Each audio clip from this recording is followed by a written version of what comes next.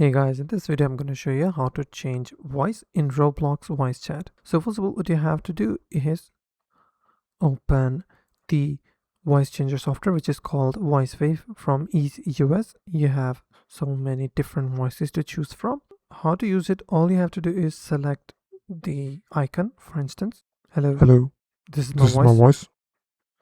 You can hear my voice, right? Hello, how are you? This This is is my my new new voice. voice. Some of Some of the voices are pro. So if you're on a free trial, you can get limited voices, but if you're using the pro version, you can use the Donald Trump voice, you can use the Cristiano voice, you can use so many voices. You can also change the volume, the pitch, each and everything. Now, in order to use it, what you have to do is open settings on your PC, go to system, go to sound. Here in the input section, all you have to do is select the VoiceWave microphone. Once you select that, you're good to go. Now, while you're using the Roblox, you might have to change your voice input to VoiceWave as well before playing Roblox. After you've done all the settings, now you can change voice in Roblox voice chat. If you found this video helpful, please hit the like button and also don't forget to subscribe.